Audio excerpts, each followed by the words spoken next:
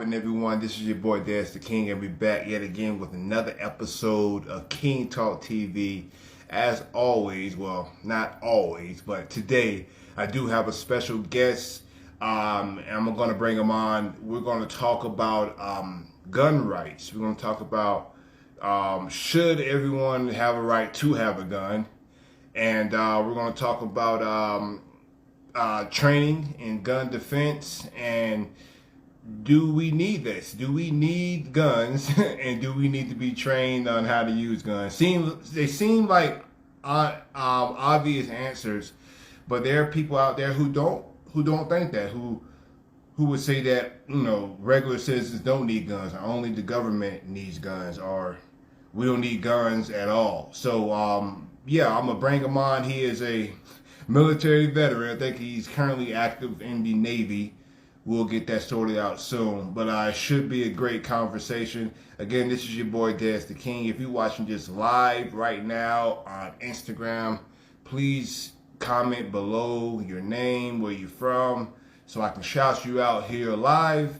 And yeah, as soon as he comes on, we're gonna have the conversation. I don't see him right now, but I'm sure he's going to be on here in a moment. So let's just wait a few minutes. Yo, what's poppin', my dude? My guy, what's good? What's going on, man? Long time no see, man. I hope you're doing well. Yeah. Doing all right, man. You? Yeah, bro. I'm doing great, man. And as always, it's good to see you, bro. I'm glad that you are doing well, and you look healthy, and everything is going good your way. So yeah, man. Thank you for coming on. Thank you for having the time to come on. It was sort of short notice, but I appreciate you. Yeah. So today, man, I wanted to talk to you about weapons, man. But first, give a little background about who you are, Josh. We know that you are, I think, in the Navy, correct? So just talk about your time in the Navy. And what got you involved in the Navy, and talk about weapons for a little bit and why are they important to you and for everyone. Okay. Joined the Navy when I was 19. I've been in for 11 years. When I first went in, I was a cop, so basically I was military police. Throughout that, I had a couple of different experiences while in the Navy as far as dealing with some special forces units and stuff like that, as far as like the Green Berets, Navy SEALs, stuff like that. So most of my gun training came from that. It's just, Navy's been good to me. So I'm actually on my the back end of it. I'm looking at getting out here pretty soon. So, but like I said, it gave me everything that you see on my social media page as far as my gun training and just my mindset and stuff like that. There's a lot of evil in the world people don't realize, that's just not shown on media. So having a way to protect yourself is the only way that you can. Because when you call 911, 10 times out of 10, the police don't get there until after something's already happened to you. So if you don't have a way to protect yourself, you're at the mercy of whoever's attacking you. And so that's where, that's where these tools come in, be it martial arts or knives, swords, bats, whatever you really can use. The gun is just the more easier way to deal with it to a certain extent, because nobody's coming after you with a rocket launcher, you know what I mean? So being able to match force with force allows you to be able to move a little easier and be more confident in what you have to do to defend yourself. So, yeah, man. No, I'm with all that what you just said, man. Just to dive in real quickly, there are a lot of people out there who don't believe anything what you said. There are people who who do believe that the ordinary citizen should not have weapons, like at all. And they base that off the mass shootings, the just petty crime and all of that.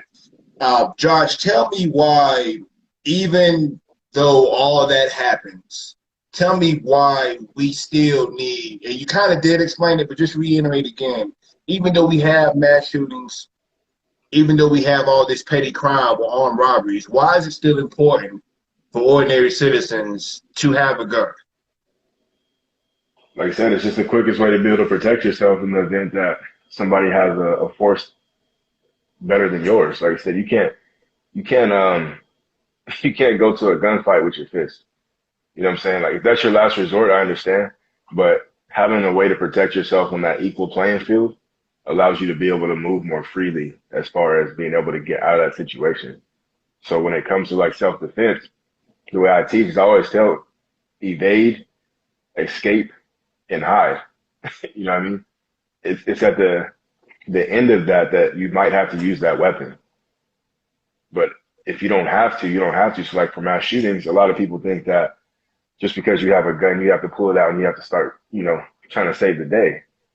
The weapon is to protect you and the people around you. So if that threat comes to you directly, then yes, you have to do what you have to do. Other than that, escape, get away. You know what I'm saying? Because when there's a mass shooting and you're in that area, if you have a weapon when the police come, like when I was on the SRT team, right? Anybody with a weapon that's not in the same uniform as me is a threat.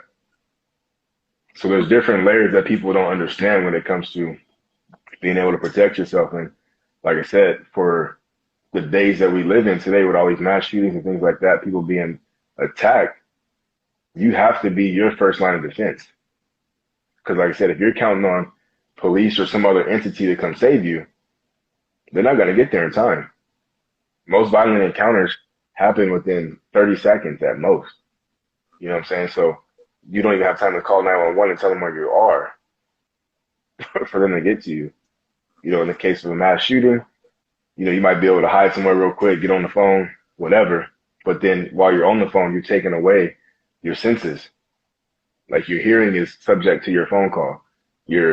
All that stuff, you're not paying attention to anything that's going on around you to a certain extent because you're focused on that 911 operator instead of what's around you.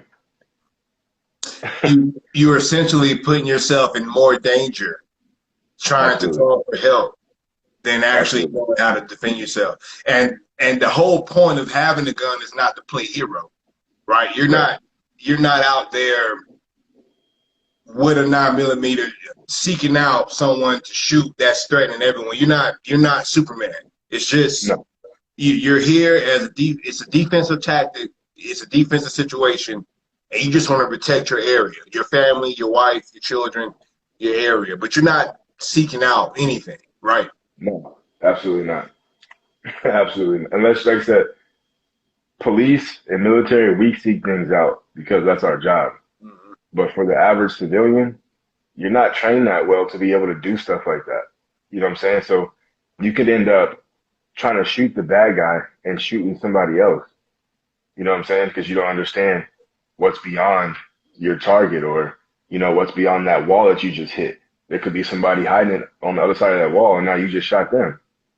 So now you're, you're a part of that mass shooting or whatever is going on. So that's why I always recommend you have to get training when you start getting into weapons like this because deadly force, that'll put you in prison. Mm-hmm. Straight up. Just like you in martial art. There's different levels that you have to be at understanding. You can't just go out and get in a bar fight because when you get tried on trial, they're going to look into your background like, okay, yeah, he has, what do you do, jiu-jitsu? Yes. Yeah, so, they're going to look at your social media. They're going to look at the stuff that you post and they're going to be like, this guy's training. He was looking for a fight. Even if you weren't, you're just defending yourself. If you end up killing somebody, they're going to dig as deep as they can and try to make you look like you were looking for that fight. Right. And that's really sad. But yeah, people don't realize that even just with hand-to-hand combat, when you're out there and like you said, I train every day. So I guess you can say that I'm a weapon or something like that. I go out there seeking to fight someone, even if it's me defending myself in a way. I can end up going to prison for that. You know what I mean? For defending myself, which is crazy. But I wanted to ask you, Josh. Are you okay with the process of Americans acquiring a gun? Because it seems kind of easy, even for me. I can just walk up to any gun store, basically show my ID. They run a light background check on me, and then boom, I'm walking out with a gun and ammo. Like really, probably in about an hour, I'm walking out with a gun and ammo. Um, Right. do you have any issues with that progress, or should it be harder to acquire a weapon, simpler to acquire a weapon? Like, what do you think about it? I think that the process works well personally. And the reason being is because you doing that, you're a model citizen, right? We're talking about maybe 0.03% of people who are actually criminals who haven't committed a crime prior to that that can get approved for a firearm. You see what I'm saying? Like when you look at the media, they basically try to portray this whole gun process as if it's too light, but it's not. Like they dig into everything. They run a federal and a state background check. So if you haven't committed a crime before, you can get a gun pretty easy. You know what I mean? So it's like, just like myself, if I just went off the hinges and I was like, you know, I'm gonna just go shoot something up today. There was no precursors to show that I was a violent offender. You see what I'm saying? So it's like the whole thing about these, it's too easy for people to get guns. Criminals are criminals, bro. You know, it's the law-abiding citizens like you and myself who do the right process, who don't intend to go inflict harm on people who are affected by, you know, tighter gun laws, I guess you could say. Like, for example, last year, I went and bought a shotgun from Walmart, right? It took me 3 days to get that gun versus I'm used to walking in the gun store and I can get it. I can get my background check clears within seconds. As soon as I click submit, it's already back and I'm getting ready to go. It takes longer for me to fill out the paperwork and buy the gun than it does for my background check. But it's because I'm not a criminal. You know what I mean? So, like I said, that in my opinion, I think the process of buying guns is perfectly fine. Now, concealed carries, that's a whole nother topic because certain states are a little bit lighter than others. But, you know, Right. There are countries like Switzerland. Switzerland has they allow their citizens to have guns and whatever, but they supposedly don't have any mass shootings or hardly any gun crimes like that at all, right, from what I've researched. And the reason for that is because their gun laws are like way stricter right. than our gun laws here in America. And for some reason, it works for them. But I'm like you. When it comes to criminals, they're going to find a way to get a weapon. You know what I mean? Yeah. Even if you take all the weapons away from us, they're going to find a way to get one. And um, even then, if we don't have guns to protect ourselves, they will. They will. Right, But right. another question for you, Josh. In other countries, like Switzerland, well, unlike Switzerland, there are countries, let's say in Africa, where the country no citizens allowed to have any weapons, only officials are or whatever. But I say that's a bad thing. But when you look at their government structure, it's not really a stable government. And it might not be a good thing for citizens there to have weapons, even though there are threats of, rebels and you know Right. how it can be in those type of areas. But my question to you is, and it's probably a simple answer, but does it the gun laws basically kind of depend on the structure of the country? Like depending on the government, is it okay for citizens not to have weapons if the government isn't, I guess, reliable or all the way functional? What do you think? I mean, again, it just depends on your environment. Because, like I said, at the end of the day, you look at even Africa, criminals have guns. You know what I mean? The laws are for people who obey the laws, not criminals. You know what I'm saying? So it's like, again, I always go back to if you don't have a way to defend yourself, be it a sword, a knife, because there's more weapons than just guns, right? But Yeah, like I right. said, if you bring a sword to a gunfight, you already lost the first battle, man. Unless you have the element of surprise by some miracle, But if I walk up to you with a gun and you pull out a sword, I mean, bullets move way faster than swords. Right. You know what I'm saying? So like that for other countries, man, if you look at like the UK, they don't have guns over there either, but they stab people, you Yeah. know? Like their stabbings and people getting cut is high. So it's like anything can be used as a weapon to commit mass crime. Like I think a few weeks ago there was somebody who took like a bike chain and a Ross and it was hitting people with it, like causing like real damage. It might have not been a bike chain, but it was a chain of some sort. Right. But he went in there just willy nilly, pow, pow, pow, just hitting people up. You know what I mean? So Right. And I could take a fork and commit mass murder. right. Right. Right. It take away guns, you got knives. Take away knives, you got any random object, and you can't take away everything. Can't Right. take away everything, right? So yeah, definitely with you on that, Josh. So what you obviously believe in gun rights for everyone, which is good because I agree. I agree with that. So, but you, I would say you will also agree that people need to be properly trained on how to use these weapons. So you 100%. offer a class of some sort. Tell us about that. So I offer a wide variety of classes actually, from concealed carry to home defense, self defense, vehicle defense classes, learning how to, scan your house for different vulnerabilities. If you were in your house, you had to defend your house or yourself. What angle should you take in that house to prevent extra harm to the outside of it? You know what I mean? Because like I said, when it comes to self defense and like stuff like that, people don't understand that when you shoot a bullet, it doesn't always stay in that person. So you have things like over penetration. But if you're in your house, I can show you, okay, these are your angles of trajectory and these are your hard points in your house, right? So most people, their walls are pretty thin. There's just a sheetrock. You know what I'm saying? Bullets go through sheetrock real quick and easy, especially if you have a certain kind of ammo that you don't understand. So, like I said, I teach all of that type of stuff, movement around barriers. I do teach like point shooting, like competition shooting, but that's just for people who want to do competitions and get a little trophy.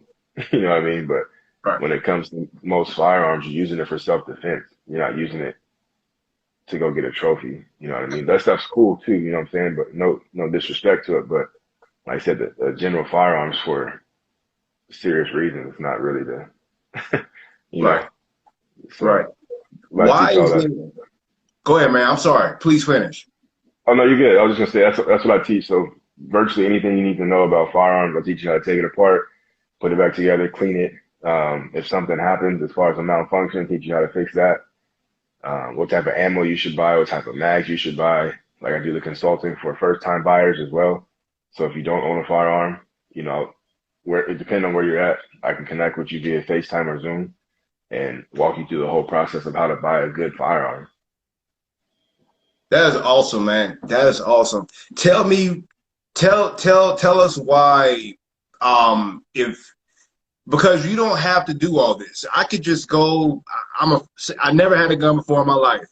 I can just wake up one morning and say, yeah, I want to get a gun. I can go buy a gun, buy bullets, and that can be it. That can be it. You know what I mean? Why do I need to go to your class or to any class at all to do these things? Like why would I need to do this? So that you have an understanding of what you have in your possession at that point. You know what I mean? Just because people abuse things that they don't understand the intent for. So if you have a gun, you just went to the store, you don't know nothing about guns, right? You don't know that for one, you don't know when it's loaded, typically.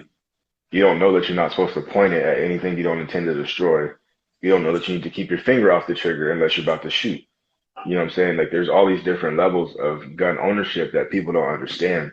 And that's why you see different videos of people shooting themselves, um, kids getting a hold of guns and shooting people accidentally. It's just a preventative measure so that you feel comfortable and you can be a responsible gun owner. But if you've never taken my class or anybody else's class to understand that, you don't know what you're doing.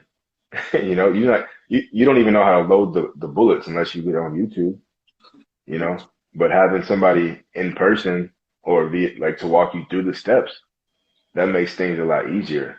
And then at that point, you start to respect that firearm because you understand what it's capable of. You know what I mean?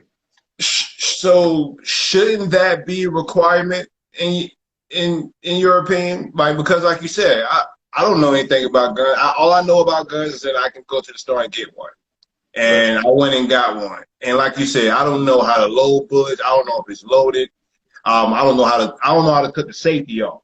You know, I don't know how to do any of that. I don't know how to properly conceal it away from my children. So these are things that people just go and buy guns don't know, and they're not obligated to take your class. They're not obligated to take it. So shouldn't it be maybe a requirement to take a class like yours I would agree. prior to purchasing a gun?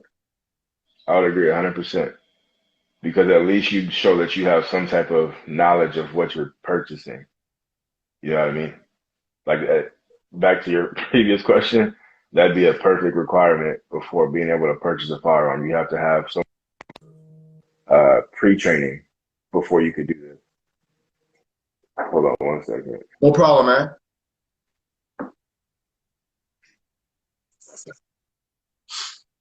But yeah, that would be a great requirement, man. Just because, like I said, you could show that because like you don't get to drive a car legally until you've, shown that you can do that. You know how to do that. Pass their class or whatever.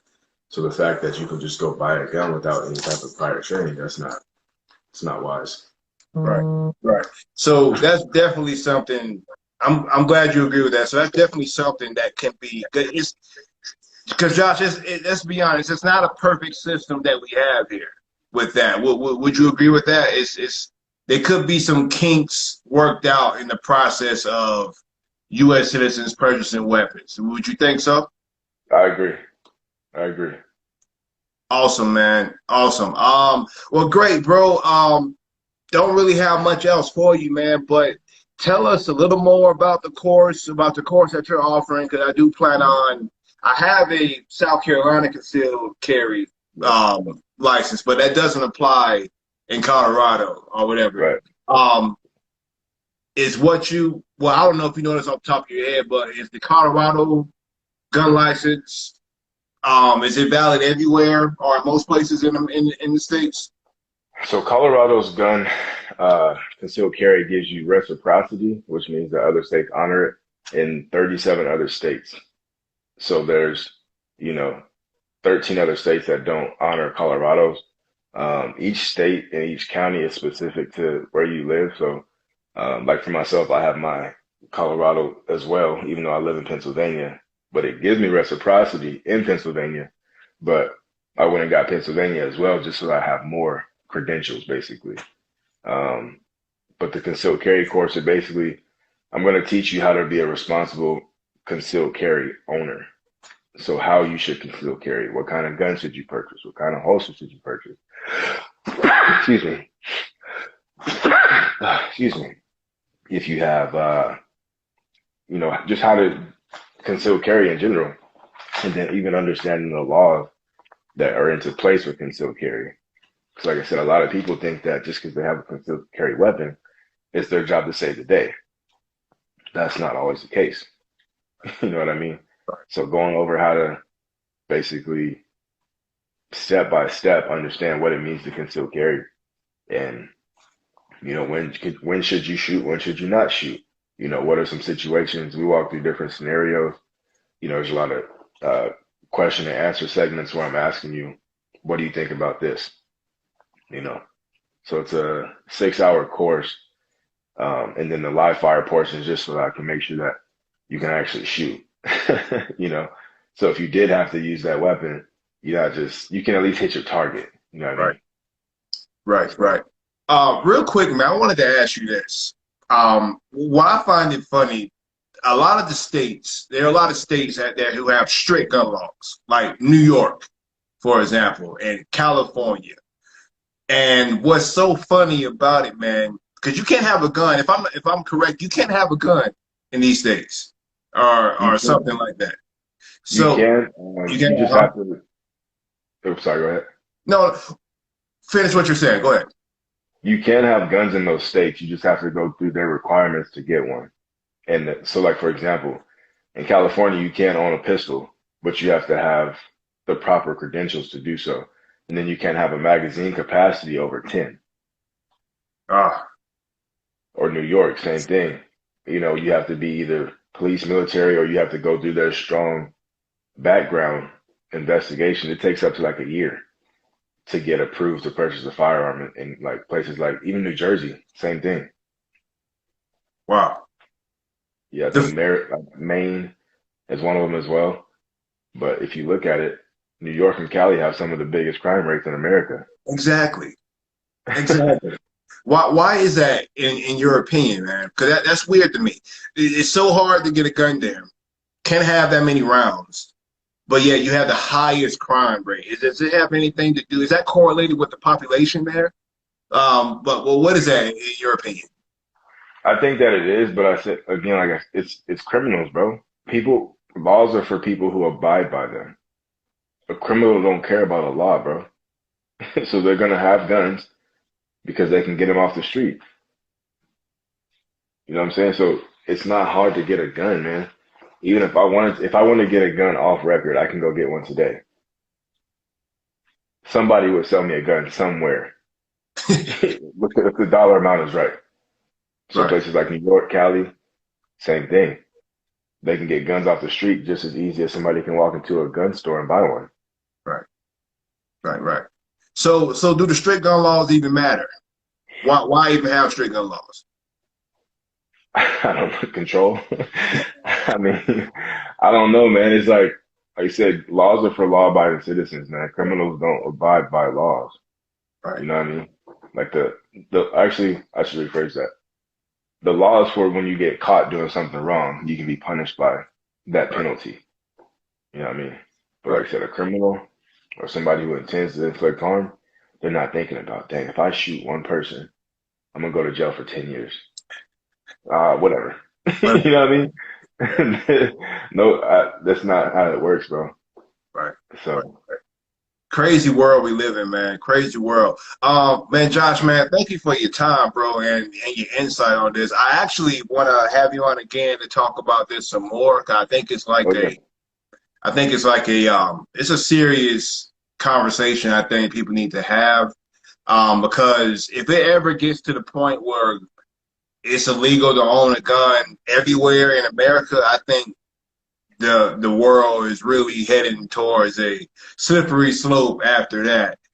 right, If we ever get to that point, but I think it's important that, especially our people, to be educated on weapons, and if right, possible, they should have a weapon in their right. house. You know what I mean? So, thank you, man.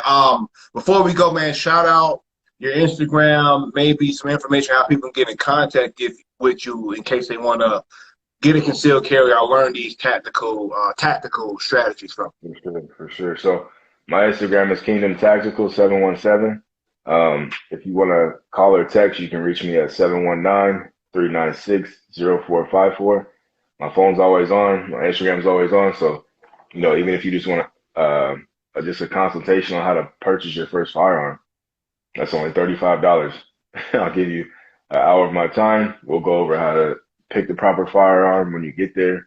You know, we can look at some options. You know, we talk about pricing, all that type of stuff. So, um, yeah, man. Look Bro, forward to dealing with you in the future, bro.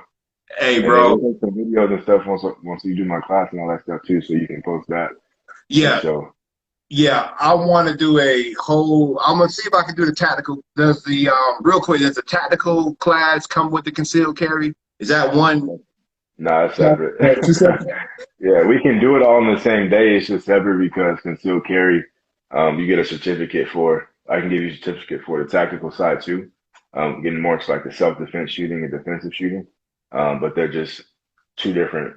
Two They different types. do go together, but it's two packages just because as far as like my credentials, so like USCCA, is taught separately. Ah, Okay. Okay. Well, let's start with the concealed carry first, bro, before we get to the real tactical stuff. But Josh, Yeah. bro, God bless you, man. Thank you for your knowledge, bro. And we'll get with you soon, bro. But thank you. All right, brother. You have a Bless good you.